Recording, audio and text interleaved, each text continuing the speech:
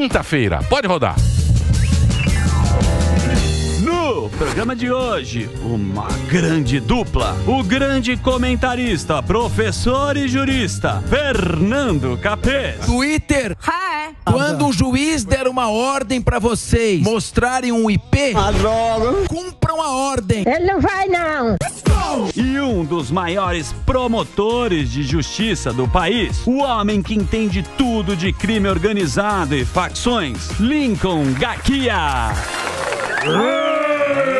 Muito bem, senhoras e senhores, aqui está o Capês que trouxe o Gaqui aqui e a gente estava conversando já há um tempo. Pô, obrigado, Gaqui, de você ter vindo. Gaqui é lá do interior, lá de Presidente Prudente. E ele que é o cara. Que mano. O Gaquia é o cara que fez todo aquele esquema Operação. do Moro, tal, não sei o quê, com calcinha apertada, mas foi esse homem que você pode contar-nos a trajetória, Sem dúvida. Capês, que você conhece muito bem. Obrigado, Gaquia, de você ter vindo. Toda essa investigação que levou ao conhecimento de que o Moro, Sérgio Moro, estava ameaçado de morte, não começou com a Polícia Federal. Começou na promotoria com o Lincoln Gaquia, que é o promotor que mais incomodou e infiltrou a investigação no primeiro comando da capital. Se tem alguém que comandou a inteligência do Ministério Público nos últimos 15 anos e paga um preço alto por isso, porque ele vive cercado de seguranças, ele e a família dele, ameaçado de morte, efetivamente, não de grupo, é esse promotor aqui.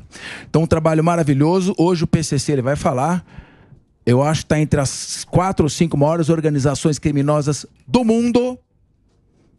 Ele esteve num congresso agora na Itália, em Roma, na Academia dos Carabinieri, que é a polícia de lá. E lá se discutia, ele vai falar, a preocupação, né, Lincoln? Queria que você falasse disso, é importante, Emílio. A preocupação da Europa com o PCC. Porque o Brasil exporta, né? A droga para a Europa, ela passa pelo Brasil, né, Gaquia? Esse aqui é o...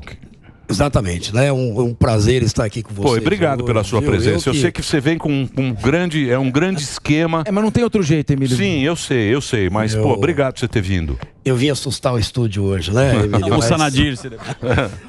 Mas de qualquer maneira, é um prazer muito grande. Sou um fã de vocês, né? Parabéns pelo programa. Realmente, eu acho que você tocou no assunto. Um dos problemas aí que causou muito problema a São Paulo, né? Foi a questão dessa liderança da facção do PCC estar por décadas aqui sem ser incomodadas. E nós conseguimos em 2019, na verdade eu fiz o pedido sozinho em 2018, remover o Marconi e toda a cúpula do PCC para o Sistema Penitenciário Federal. E isso me custou toda essa segurança que os senhores verificaram aqui hoje, né, todo esse aparato para eu chegar aqui hoje na Jovem Pan. E não tem nenhuma questão política por trás disso, né? É apenas uma gestão de segurança pública. Não só de São Paulo, mas do país. E com relação à pergunta do meu irmão aqui, do Capês, realmente o PCC hoje é a organização criminosa que mais cresce no mundo. Já é uma máfia, viu, Emílio? Já é uma máfia, infelizmente, não é? E há um interesse muito grande dos países, sobretudo da Europa, por esse fenômeno, pelo crescimento do PCC lá. O Brasil e o PCC está inundando a Europa de cocaína que é produzida aqui nos países vizinhos, né? Na Colômbia, no Peru e na Bolívia. Sim, exatamente. Passa pelo Brasil e do Brasil vai para a Europa.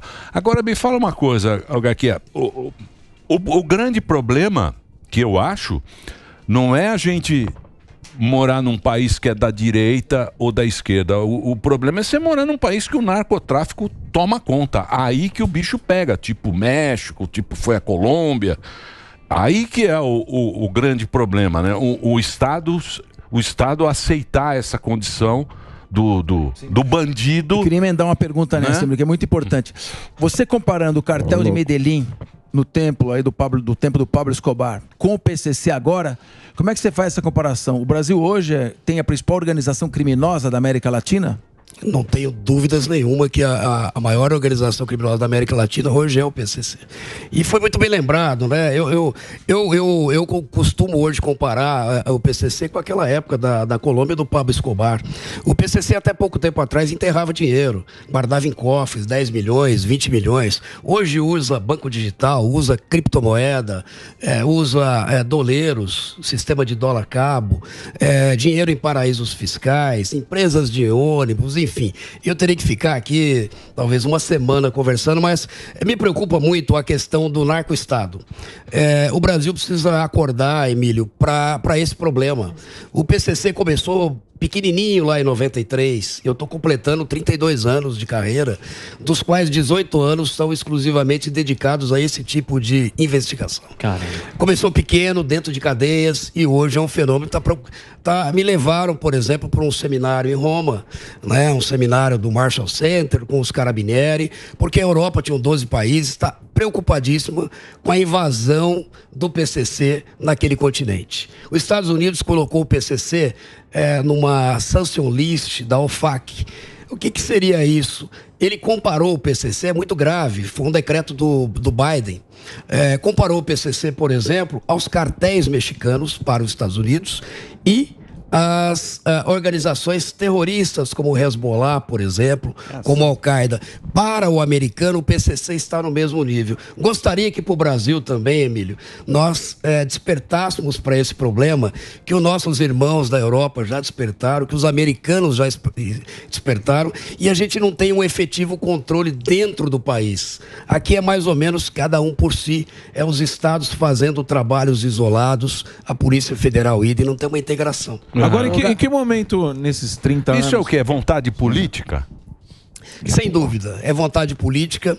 Eu acredito que, infelizmente, a gente não tem uma política de segurança pública de Estado, que eu, por exemplo, aprendi na faculdade. Né? O Estado é muito maior que as instituições, que as pessoas. O que tem aqui é política de segurança pública de governo. Acabou um governo, todo mundo pega a pastinha e leva essa política embora e começa outra, ainda que a anterior fosse boa. Porque, né, vai marcar uma gestão anterior. Isso causou um problema muito grande aqui no estado de São Paulo, vejam. Né, nada contra, eu não vou falar de política, mas se manteve o PCC desde 2006 na Penitenciária 2 de Venceslau, onde é uma região de atuação minha, não é? Intocáveis até 2019, quando eu tive que fazer um pedido sozinho. Por quê? Porque o governo não autorizou. O governo de São Paulo não quis, com medo que acontecesse outro maio de 2006. Então, o que falta realmente é vontade política, mas o que falta é seriedade dos nossos dirigentes. Não querem enfrentar o problema. Exatamente, porque isso não dá audiência. Eu acho que se tiver um ataque, se tiver alguma coisa, não dá voto. Ô, Lincoln, agora é louco isso, né? Porque... Só. De frente com o Mimi. De frente com o Mimi. Na terceira eu peço música no Fantástico. Tá interessado, pô. Então, não, mas eu quero... Você quer o apoio aí? Meu figura aí, ó.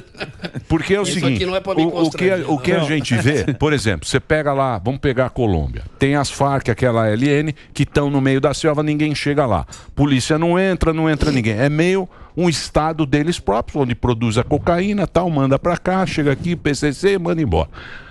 Aqui, teve lá um negócio da maré também, que polícia não entra no Rio de Janeiro. Ficou meio... É isso. Eu falei, opa, isso aí parece meio Farc do cara de não entra, o Estado não entra mais nesses lugares. Sim. Então eles mandam, eles dominam, a lei é dos caras, e isso pode virar o que virou lá, se continuar essa...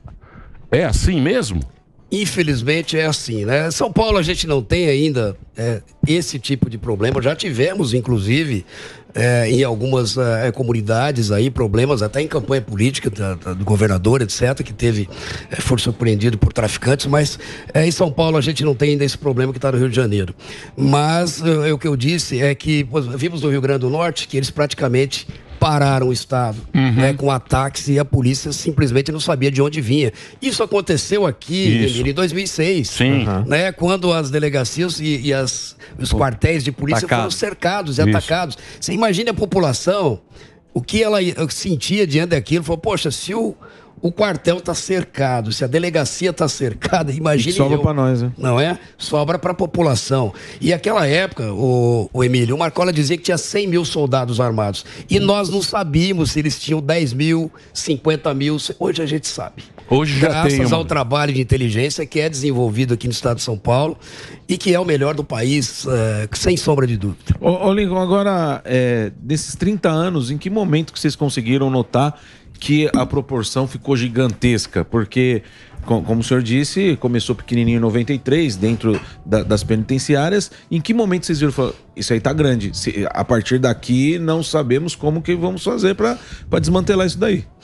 Eu divido o PCC em 3 fases, né? Tem aquela fase de criação dos anos 90, que vai mais ou menos ali até os anos 2000, quando o Marcola assume.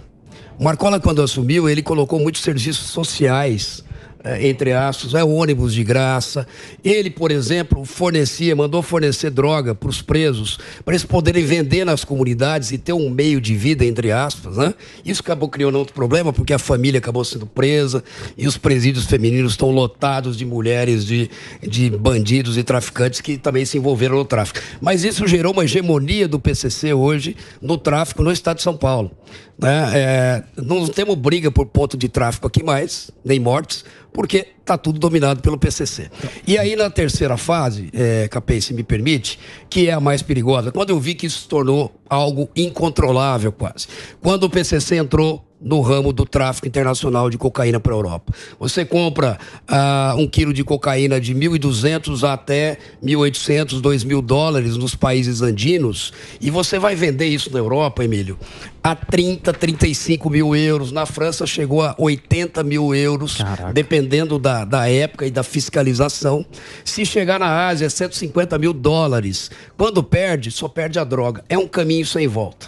Você imagina que nós... É um business muito... É um business que envolve, inclusive, a Andrangheta, hoje, que está associada com o PCC, e outras máfias, mas também associadas com o PCC. Queria fazer uma pergunta. Olha... eu tive agora em Berlim, vocês mostraram até a foto comendo sanduíche, mas eu, na verdade, era um congresso de direito econômico. Sim. Né? Eu vi a foto. Eles gostam de... Comendo um hot dog. Já me quebraram. Eles gostam de diminuir a gente. Já me quebraram as pernas, mas tudo bem. Eles fazem isso comigo todo dia. Lá, uma coisa interessante. Agora sim, essa é melhor. Vocês mostram. Bom, e aí o que aconteceu lá, nós estávamos discutindo, eu queria que você confirmasse essa informação. O preso chega no presídio. Vem a organização, entrega para ele uma toalha, sabonete, e pergunta o que ele vai precisar e vão cuidar da família. E cobram R$1.000 por mês. Aí ele diz, eu não tenho R$1.000 para pagar. Não tem problema. Quando você sair, você vai trabalhar para nós e pagar. O que tem de veracidade e precisão nessa informação e como é que eles têm recrutado? Quer dizer que quanto mais a gente prender, mais nós vamos fortalecer a organização criminosa. Esse é o problema.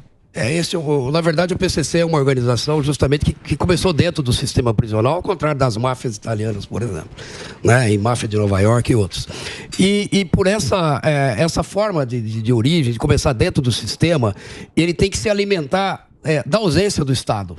Onde o Estado falta, e inclusive nas comunidades carentes, que quando eles começaram a implementar o tráfico de drogas, eles começaram a investir nas comunidades. E não é porque eles gostam da população carente, é para ali onde eles produzem e vendem a droga, que o pessoal aqui, né? O Pablo Escobar fazia isso. Isso. Né? Para não chegar a polícia, para a polícia não incomodar. Mas, na verdade, aonde que isso vai realmente prejudicar os negócios e por que eles têm vamos dizer, essa aceitação tão grande no sistema? Qual é o medo de um cidadão dele entrar num sistema prisional pela primeira vez? É ser estuprado, é ser extorquido, é ser morto. Não é? Que passa pela cabeça do cidadão, eu vou entrar E o PCC meio que colocou ordem na época nesse caos. Por quê? Porque havia uma ausência do Estado. Então eu sou promotor desde 1991. Né? Em 92 eu já tinha presídios como promotor de execução, que faltava às vezes um item de higiene. O sujeito chega lá e fala, tá aqui um Presto-Barba, tô aqui uma pasta de dente. Se você precisar falar um chinelo, às vezes o sujeito chegava de Havaianas lá, você precisar falar com a tua família, você vai ali naquela cela do fundo que o fulano vai te emprestar. Então isso é o que eu chamo de serviço social. Isso cativou, isso trouxe o preso para o lado. Sim. E quando ele sai, não tem café grátis. Fica uma dívida, o cara vai ter que pagar, porque se não pagar, meu irmão, aí o bicho pega. Só para complementar isso, desculpa, Alba. Na polícia e na política, o PCC todo mundo fala que está infiltrado. Vocês têm investigações nesse caso? Sim, o PCC hoje, até porque como eu tenho classificado o PCC como uma máfia, para ser uma máfia você tem que ter, por exemplo, atuação transnacional. Você tem que ter, por exemplo, uma forma empresarial de divisão. Ele já tem, né, de estrutura de poder. Você tem que ter um domínio armado do seu território. E você tem que ter infiltração nos poderes e corrupção. Então, tudo que tem no Narcos, que vocês assistem, naqueles filmes de máfia, podem olhar, eu tenho uma classificação, capaz, acadêmica, porque máfia, na verdade, é um tipo de organização criminosa. Né? E o PCC hoje é uma organização criminosa do tipo mafiosa, porque, evidentemente, ele conta com corrupção em todos os níveis, não só no nível policial. Né? Nós já tivemos casos de infiltração no judiciário, no próprio Ministério Público. Né? Por quê? Porque o dinheiro é mais ou menos como o Pablo Escobar falava, ou prata ou chumbo. Plumo. Ou plumo, não é? Então você escolhe. Ou sua família vai ser morta ou você pode obter um benefício. Ô, Gaquia, e como você foi entrar numa Gaquia? É exatamente isso que eu ia perguntar. Onde é que você foi entrar, hein? Como é que foi a sua primeira... No teu trabalho, como é que você se deparou com o PCC? Como é que foi essa questão de você receber um recado? Como começou todo esse relacionamento seu com o PCC? Deles te ameaçarem? Já chegaram a mandar algum recado? Como aconteceu tudo isso? Veja, eu digo que eu sou um dos caras menos ameaçados do país. Porque a ameaça, o Capês é professor de direito penal, é um crime que é você receber a promessa de um mal injusto e grave. Geralmente alguém te liga, te manda uma carta. Eu mesmo nunca recebi uma ligação, uma carta. Em 2005, Emílio, numa das investigações que eu já tocava, eu sempre fui meio, vamos dizer aí, eu acho que um pouco mais proativo do que o resto, às vezes, dos colegas. Eu acabei sendo jurado de morte e soube quando nasceu o meu segundo filho, que hoje tem 18 anos. Não é? O Paulinho. E eu estava comprando fraldas na farmácia e mandaram eu correr para minha casa porque tinha uma ordem para me matar. E eu sendo promotor, eu falei, poxa, deve ter toda uma estrutura por trás, que imagina, né? Ninguém mata um promotor, embora já tinha matado em Presidente Prudente Machado Dias, que é meu amigo de pescaria, de futebol, o nosso saudoso e querido Machadinho. De qualquer forma, não me deram respostas. Eu queria saber 3 coisas. Quem, como, 4. Quem, como, onde, por quê. Quem pode me matar? Como, onde, por quê? Como não me deram essas respostas, nem o Ministério Público, nem a polícia, eu comecei a investigar por conta própria. E aí começou isso em 2005, não parou mais até hoje. Então você perguntar por que eu entrei nisso, não foi por uma razão altruística, não foi por por um motivo, foi para salvar a minha própria pele. E eu salvei naquele momento, mas aí eu gostei. Né? Eu acho que eu respondo e o seu pelas senso minhas de dever escolhas. com a sua instituição. Eu acho que eu realmente eu respondo pelas minhas escolhas. Em 2008 eu já era jurado de morte e eu fui promovido por uma promotoria civil. Na época minha falecida mãe, não é, era muito religiosa, ajoelhou, fez uma oração, não é? E todo mundo comemorou porque eu ia sair dessa área e eu troquei com um colega e voltei para a parte criminal e assumi o GAECO, né? E aí as investigações não pararam até hoje. E para culminar, a escolha, e eu acho que, como eu disse, cada um é responsável pelas próprias escolhas. Em 2018, depois do Estado ter recusado fazer a remoção da cúpula do PCC para o sistema federal, que eu tentava desde 2006... Desde 2006 eu tentava que fosse feito como promotor de execução. Que foi na época que teve aquele rolo aqui, né? Que parou São Paulo. Sim, maio de 2006. Maio de 2006. Então, quando eu resolvi fazer o pedido, só para complementar, quando eu resolvi fazer o pedido, eu já sabia que isso ia marcar a minha vida e que eu seria aí jurado de maneira indesculpável. É como uma máfia, isso não tem perdão. Isso já foi falado internamente dentro dos presídios federais, que a ordem para me matar está de pé e faz 5 anos eles não conseguiram executar. Graças a Deus, né? Graças a Deus, graças a esses anjos da Polícia Militar que me protegem 24 horas por dia, graças à minha família. Enfim, eu sou muito grato a isso tudo, mas Eu sabia que isso poderia acontecer, Emílio. Se você me permitir, eu acredito muito nesse país, parece um pouco piegas. Falei isso numa aula, numa palestra que eu dei numa faculdade de Direito, lá de Presidente Prudente, onde eu lecionei, inclusive, onde meus 2 filhos, Roberto e Paulo, estão fazendo faculdade de Direito também. Que, parafraseando o Bernard Shaw, né? Aquele dramaturgo, ele dizia assim: eu agirei sempre como se a minha atitude fizesse uma diferença. Muita gente me chama de bobo, de olha, quer aparecer, olha o que ele fez com a vida dele, da família dele, mas eu acho que eu cumpri o meu dever de promotor público, de cidadão, não é? E eu acredito nesse país, viu, Emílio? Eu acho que ainda vai dar certo. Boa, isso é bom. Você acredita, a gente fica feliz. Deixa eu só fazer um break, eu tenho que fazer um break agora só para a Rede Jovem Pan. Muito obrigado pela sua audiência, todo mundo ligado aqui na programação da Jovem Pan. É isso, né, Dedê? Todo mundo ligado aqui. Já já a gente volta para você que está acompanhando pelo rádio. Vai lá, Reginaldo. Muito bem. Deixa eu fazer uma pergunta pro senhor. O delegado Boquinha. Ele sempre tem uma na boca. Ele queria ser... Eu queria. Ele queria ser da polícia. Amigo do Sargento Psite. Não passou no psicotécnico. Coronel Psite é amigo do apito. Acharam entorpecente, né? Se o senhor, falando do crime organizado, se apreende a droga, eles têm um desfalque e quebram o caixa dos caras. E eles sabem disso. A investigação, a inteligência... está em cima, obviamente, das ramificações, que são as empresas que eles adquiriram para fazer a lavagem do dinheiro, os advogados que eles investem e tal. Hoje o senhor coloca aqui, essas ramificações são o quê? 60-40, 70-30, e a droga deixou um pouco de ser o pesado do crime organizado? Eu emendo a pergunta do fuzil. Para derrubar definitivamente o PCC, tem que seguir o caminho do dinheiro? Com certeza. Qualquer organização criminosa só pode ser eficientemente combatida se você asfixiar financeiramente, mas não é algo fácil. Follow the money. Não é o follow the money. É dinheiro limpo, né? Não é só que é dinheiro limpo, né? O que acontece? O dinheiro não circula pelo mercado financeiro formal.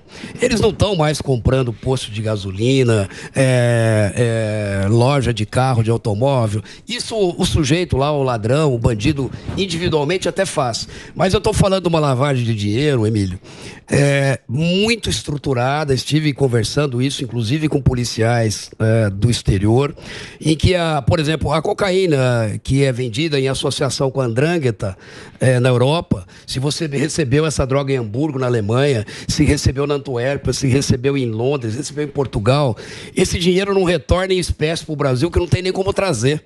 É muito dinheiro, muito papel. Estou falando aí, se você mandar 1 tonelada de cocaína a 35 mil euros, faça a conta. Né? É muito dinheiro. Então isso, na verdade, ele circula por operadores financeiros. Então o dinheiro foi parar, por exemplo, na China. Nós temos casos. Na China ele passou por várias contas. Veio parar, Emílio, aqui na 25 de março. Da 25 de março foi parar no Paraguai. E às vezes isso virou... commodities, virou soja, por exemplo. Não é que o PCC tem interesse na soja, ele quer o dinheiro que a soja se negocia. A lavagem, né? A lavagem. Já aconteceu de chegar, por exemplo, implemento agrícola no Paraguai. Por exemplo, colheitadeiras de soja que custam milhões de dólares. É muito caro. Então você recebeu lá 50 colheitadeiras. Ele não quer a colheitadeira. Ele quer... ele vai lá na concessionária, vai receber aquele dinheiro na ponta. Então é uma engenharia financeira muito estruturada, Fuzil, que está muito além do que você mencionou. Isso aí era 10 anos atrás, né? Então a gente depende de cooperação internacional, inclusive com a própria China, né? Peguem essa operação da Europol do dia 30 de maio. Então, teve uma operação grande aqui e pouco se falou dessa Interpol, né? Que fez Europol. Que fizeram aí não sei em quantos países, que inclusive a Polícia Federal, ela trabalhou nessa operação, né? Com os Ministérios Públicos. Você pode falar dessa operação? Mas pouco se falou dessa operação. Posso falar, inclusive eu estava participando, né, desse curso, desse seminário na Itália. Foi uma operação feita pela Europol, coisa que não se faz aqui, por exemplo, na América do Sul, eu nunca vi. Né? Uma união lá de 10 ou 12 países. A operação ocorreu contra 144 integrantes de máfias, lá principalmente da Andrangheta. Né? Ocorreu na Alemanha, ocorreu na Bélgica, ocorreu em Portugal, ocorreu na Espanha, na Itália, não é? E aqui também na América do Sul, na própria Argentina, e teve também participação da Polícia Federal, mas uma operação que foi feita pela União de Países. Então eles têm essa situação lá, até pela questão geográfica, né, pela questão, até inclusive do próprio direito lá, né, na Europa, que é quase mais ou menos as leis são unificadas, né, a União Europeia. Então eles fizeram esse acordo policial internacional, uma investigação que deve ser assim, Emílio, porque o crime não tem fronteira mais. Não adianta eu estar aqui trabalhando se o Paraguai, por exemplo, e a Bolívia aqui não estão nos ajudando. Não é? A gente precisa ter essa cooperação e o Brasil precisa também tomar a frente disso. Né? Agora, Jumílio, Oi, pode falar. Uma pergunta que eu queria fazer é o seguinte: um dia depois do 11 de setembro, o Bin Laden já não era mais o número 1 da Al-Qaeda, porque ele ficou com um X na testa. O Marcola é ainda o líder do PCC ou essa liderança já é dividida com outros e já perdeu um pouco da força? E como é que eles fazem para se comunicar com o exterior? Os celulares não estão totalmente blindados, apagados, sem sinal nos presídios? Como é que eles continuam se comunicando no exterior? Bom, no exterior do presídio. Sim, né? Na verdade, assim, primeira pergunta, o Marcola ainda é o número 1 do PCC. Né? Quando fizemos a remoção, a gente previa que haveria um enfraquecimento dessa cúpula, foram 22 que foram removidos, uma pancada só. Primeiro e segundo escalão, eles ficaram meio que até acéfalos, né? Inclusive, eles não sabiam que seriam removidos e quem seria. Ficaram sabendo, Emílio, eu tenho fotos disso, no aeroporto em Presidente Prudente, um olhava pro outro. Você veio, e quem vai ficar para cuidar da lojinha, por exemplo, né? Então, por um momento, houve essa desestabilização. Enfraquece um pouco. Enfraquece um pouco. E aí gera uma outra situação, que é a disputa interna pelo poder. Então, aquele que está no escalão de baixo percebe que o Marcola tem familiares morando em Alphaville. Não é? Que outros grandes líderes têm familiares morando em grandes condomínios de luxo. O André do Rep estava em Angra dos Reis, com um iate, com 2 helicópteros, que inclusive foi devolvido, né? Um deles agora por determinação do STJ, mas enfim. Parabéns. O que a gente quer Parabéns dizer pelo trabalho. Parabéns a todos os envolvidos. Bonito. Parabéns ao belíssimo trabalho. Parabéns pelo serviço prestado ao crime organizado nessa situação. Então, o que eu queria dizer para você, o Capese, e para todos os ouvintes, é que realmente é um trabalho que precisa ser feito imaginando que não vai ser resolvido em curto prazo. O efeito, por exemplo, já está ocorrendo. Né? Um enfraquecimento paulatino. Ele não vai perder o poder agora, mas assim como ocorreu nas máfias, né, em que os grandes capos vão perdendo o poder, ele também vai. Ele tem uma dificuldade de controlar os negócios dele na rua, porque não tem realmente telefone, e ele tem uma dificuldade em que as ordens sejam dadas e depois retransmitidas, porque tem um delay muito grande nisso. Tem que usar o quê? Usar advogados, que na verdade para mim não são advogados, são criminosos, em alguns casos, claro, né? Excetuando aí 99,9% da advocacia do Brasil, advocacia criminal, mas alguns se prestam à função de pombo-correio do crime organizado. Isso aconteceu na Itália, porque os grandes capos da máfia que estão no cárcere duro, né, que é o artigo 41 bis, que foi feito na época, depois que mataram o Falcone, endureceu muito a legislação na Itália. O Capês aqui é um doutor nessa área, mas lá tem um isolamento total para mafiosos, total, 24 horas por dia, isolados, e mesmo assim eles conseguem se comunicar, né? Seja através de familiar, seja através de advogado. Então, o que a gente pretende, né, nesse caso, pretendeu com a remoção, foi um enfraquecimento dessa geração do PCC. E talvez daqui a 5 anos, Emílio, eu volte no programa, se Oxalá Deus me permitir, e que a gente vai ver que essa geração do PCC, liderada pelo Marcola, acabou. O PCC vai acabar, não, mas vai vir uma segunda geração mais fraca. Você acha que vai ser mais fraca? Eu acho que vai ser mais fraca, porque hoje o PCC, Emílio, ele não cuida mais do sistema penitenciário, e você pode ter certeza que nós estamos sendo assistidos por muitos presos hoje, porque em cada cadeia tem um aparelho de televisão, tem um aparelho de televisão na cela. E não estou falando isso, que eu sou promotor de execução criminal também, atuante, não estou afastado da minha função, e eu tenho que velar pelo direito dos presos, é um direito que ele tem. Mas esse preso que está lá em Presidente Venceslau, por exemplo, ele só tem um ônibus que é fornecido pelo PCC, que já era fornecido lá no início, na primeira fase, para levar a família até Presidente Venceslau, que está a 600 quilômetros de São Paulo. E o que ele ganha com o tráfico internacional de cocaína? Nada. O PCC hoje arrecada $1 bilhão por ano. Por ano. O que esse preso que contribuiu, que é a massa de manobra do Marcola e da liderança ganha, que está aí dentro do presídio? Nada. Ele só tem o que ele tinha há 10 anos atrás, um ônibus para levar a família. E quando ele sai endividado. Cresceu muito e tem que pagar o salve lá. É porque o Estado abandonou o sistema, né? Exato. O Estado deixou o sistema ser dominado. Dominaram. Mas tem a dignidade humana agora, na eu sei que a gente tem... E a impunidade. Porque o problema para a sociedade é o que aconteceu com o André do Rap. Aquilo lá é um negócio que você não consegue entender. Explicar. Você não consegue. O Nico veio aqui, prendeu, a polícia. 6 meses. Operação gigantesca. Procurando, tal. Encontrou, saiu na televisão, falou: pô, que legal, olha só, aquela casa bonita, aqueles barcos, não sei o quê. 6 meses depois o cara foi embora, ninguém mais sabe onde está andando. E agora, o helicóptero que levava órgãos. Isso, era pra isso, do hospital. Órgãos do hospital. Então, você falou, pô, que bacana. Não, Devolve. Devolve. A gente tem usar pra ir pra Angra. E o duro é que a gente tem pra que quem ouvir... devolver, né? Ninguém quer pegar o helicóptero, porque o cara... E o pior é que a gente tem que ouvir do ex-ministro paciência. Nenhum policial foi corrupto, né? Agora e o Sérgio Moro? E essa história do Moro aí? O Moro também, né? Obrigado, hein, O Moro tem que agradecer ao Gaqui. Não, justamente, né? Foi uma ameaça, de morte também. Que pé que tá essa história? E até incluindo nesse caso, também teve a ameaça com o Datena, com o ex-governador também. Então, vamos separar o joio do trigo das ameaças. Vamos fazer uma classificação de ameaça. Eu acho que surgiu com esse caso do Moro, que começou com a gente, começou com a investigação no Ministério Público do Estado de São Paulo. A gente investigava um setor do PCC que eles chamam de sintonia restrita. O que é a sintonia restrita? Eu falo que é o departamento de homicídios e atentados do PCC. Ele só existe para resgate, para matar autoridades, como eu, por exemplo. Então, um dos motivos pelos quais eu investigo a sintonia restrita é pela minha própria segurança, evidentemente, né?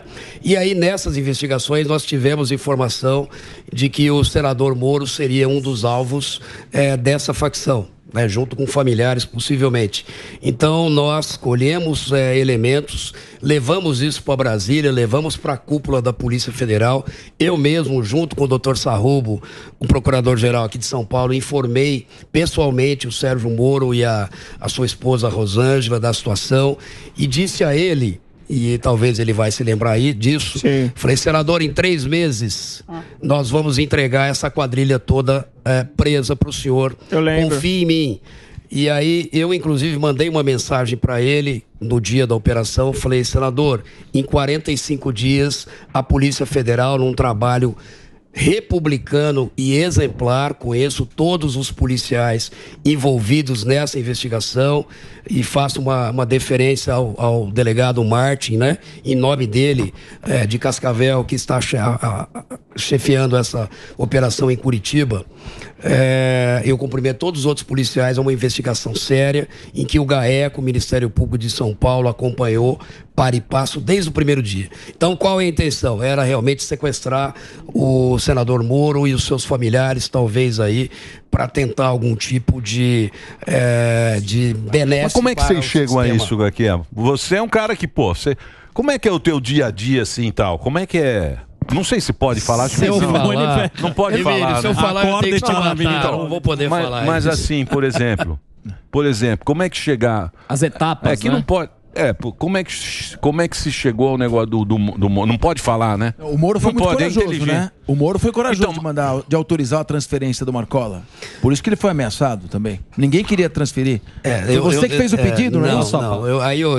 Eu com todo o respeito... Você que está fazendo o pedido. Com todo o respeito que eu tenho ao senador Moro, né? Não houve nenhuma participação do governo federal, participação ativa do governo federal na remoção do Marcola e da cúpula do PCC. Até porque a lei não permite. Né? Como é que funciona uma remoção de preso? Quem pede são os estados. Isso. Né? E aí, o que deveria pedir? O estado de São Paulo teria que ter feito o pedido, não eu. Alguém sabe, por exemplo, quem removeu o Fernandinho Beiramar para o sistema penitenciário federal? Sabe se tem um delegado ou um promotor lá ameaçado de morte, um juiz? Não tem, porque foi o Estado que fez. Marcinho VP... nem da Rocinha, e aí vai.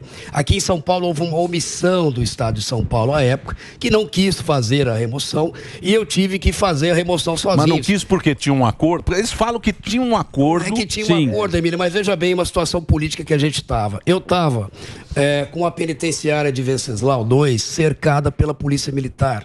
Todos os batalhões de elite da Polícia Militar do Estado de São Paulo, em torno de 110 a 150 homens por dia, estavam no entorno da penitenciária para evitar o resgate do Marcola e dos demais líderes. Como é que você ia resolver aquilo? Nós vamos manter a polícia lá o resto da vida? Não dá. Então a gente tinha que remover, mas era final de gestão.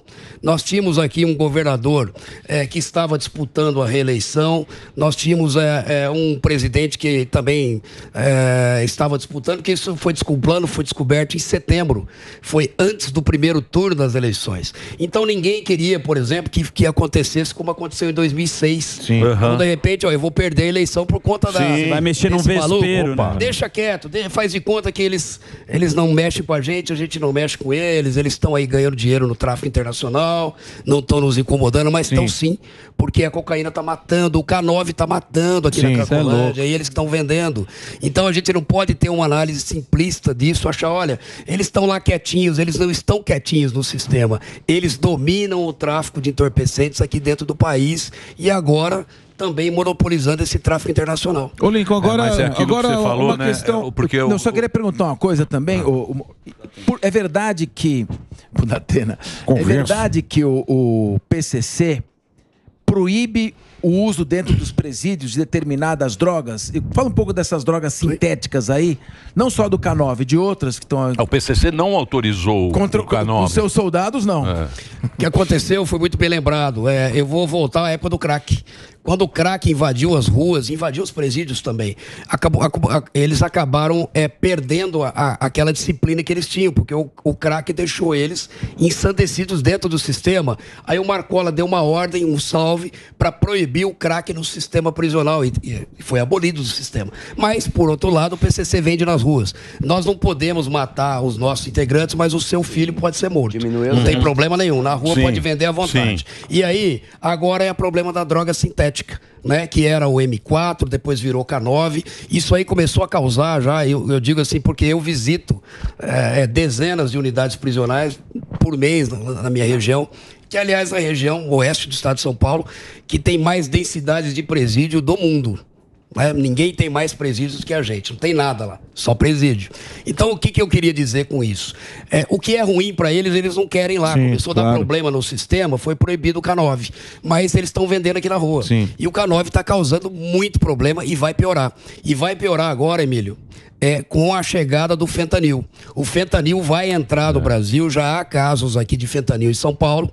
O PCC vai entrar nesse ramo porque é muito lucrativo, é fácil de produzir, o insumo vem da China sem nenhum tipo de fiscalização. Aliás, é um insumo para produzir medicamento, para produzir, por exemplo, anestésico. Aqueles opioides lá, né? Exato, né? Então, podem ter certeza disso, que isso vai invadir o Brasil. O fentanil mata hoje 300 americanos por dia, 110 mil ano passado. Imagina a estrutura de saúde que tem nos Estados Unidos e de segurança pública. Lá está uma questão de um flagelo, né? Um flagelo. Imagina isso no Brasil. Por exemplo, lá em São Francisco, lá naquela Union Square, que é o centro de São Francisco, que você anda, é tudo zumbi. Sim. Aqueles caras tudo Los Angeles, Skid Row também. Los Angeles, Um ano no máximo para isso estar acontecendo no Brasil. Na Primeira Guerra Mundial, os Estados Unidos perdeu 110 mil soldados. Você falou que morre 110 mil por ano. Olha, a ano loucura. passado morreram 110 mil. Mas deixa eu fazer uma pergunta para você. Por exemplo, você estava falando que o PCC hoje domina o Brasil. Por isso que não tem... domina o Brasil, não. Não, domina o tráfico. Não vai me complicar aqui, Emílio, por favor. Domina o tráfico no Brasil. Por isso que a gente não tem os cartéis. O México tem Sinaloa, tem um cartel, tem outro que é mais que faz aquele Caribe e tal, não sei o quê. Eles têm vários cartéis e por isso que saem aquelas mortes e tal, não sei o quê. Aqui também pode acontecer isso, né? Se o PCC perder essa hegemonia, se não for lá o Big, o cara que domina o tráfico, a gente pode ter guerra de cartel aqui, que tem mais ou menos no Rio, né? O Comando No Vermelho... Rio, então, mas no Rio aquelas metralhadoras lá que a gente vê, às vezes vem no YouTube, tem o tá. Aquilo é o quê? São os pequenos traficantes? Olha, infelizmente a organização do PCC, ela é infinitamente superior à do Comando Vermelho e de outras organizações criminosas. O Comando Vermelho, por exemplo, eles permitem que o traficante, o empregado, por exemplo, né, o gerente, ele tome o morro do seu superior. E ele continua no Comando Vermelho e está tudo certo. No PCC não acontece isso. Então é ruim também porque a forma deles se organizarem, a ideologia, a disciplina e a hierarquia é muito rígida, né? E é como se fosse um militar, mas com uma diferença: se você não cumprir, você vai ser morto. Agora, né? Então isso realmente causa um problema muito maior, né, para nós. Eu vejo que se o Brasil não abrir os olhos e não houver uma integração entre as polícias e os ministérios públicos, né, nós vamos ter problema assim, de crescer muito mais isso aí. Ô, Lincoln, Ô, Lincoln, pera aí um pouquinho. Do Comando Vermelho. Depois você pergunta. Ô, Lincoln, rapidinho. Tem que encerrar. Ele é o bolão. Posso passar Não. Deselegante é 2 vezes interromper. Ô, Lincoln, eu queria saber uma coisa. Foi Reimomo? Em Bragança. Em Bragança Paulista. Acha que manda. Em Bragança Paulista. Ô, Lincoln, agora eu queria saber do senhor a respeito de uma fala do Lula, voltando ao caso do Moro, né? Que ele chamou o plano do PCC de mais uma armação do Moro. Eu queria saber o quanto isso enfraquece as investigações e a polícia também. Boa pergunta. Obrigado. Retiro o que eu falei. Obrigado, Emílio. Não foi Reimomo, não. Boa pergunta. Não sei se foi boa pro Lincoln, mas foi boa. Foi ruim pro Lincoln. Vocês estão me jogando casca de banana. Você sai dessa, você não precisa responder. Não é casca de banana, é um fato que aconteceu, né?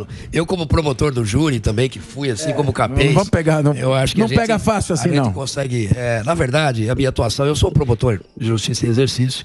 Não me cabe, evidentemente, fazer nenhum tipo de comentário político de um lado ou de outro, mas o que eu posso dizer, né?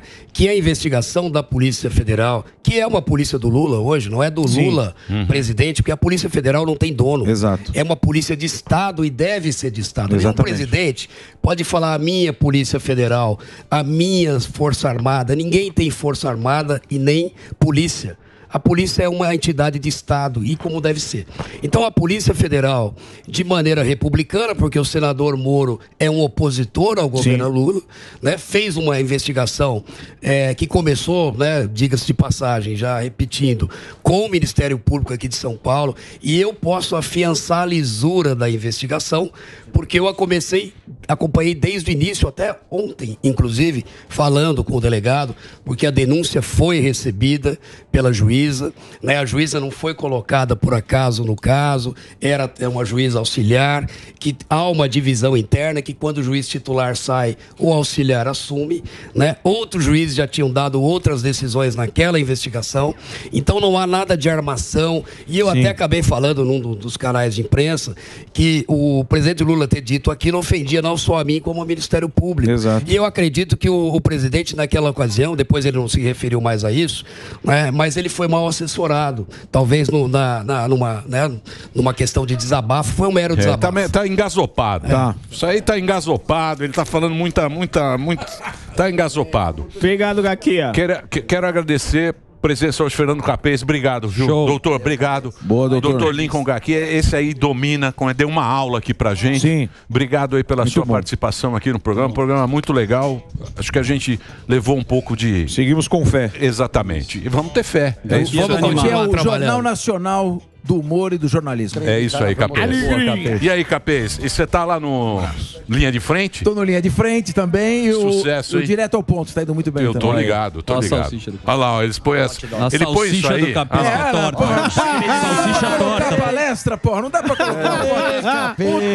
Que salsicha. Sacanagem, Chegou, hein? Eles gostam Vamos no disso. Instagram, Só pra mostrar pro Gaqui. Muito bem. Eu vou fazer um break rapidinho agora pro Reginaldo. Manda lá, Reginaldo. O Instagram é Fernando Capês com Z, pra você seguir. Você não tem Gaqui rede, né? não tem, ele não quer ter. Melhor não. Isso, Não quer. Ele tá no Tinder. É isso aí, vou fazer o break.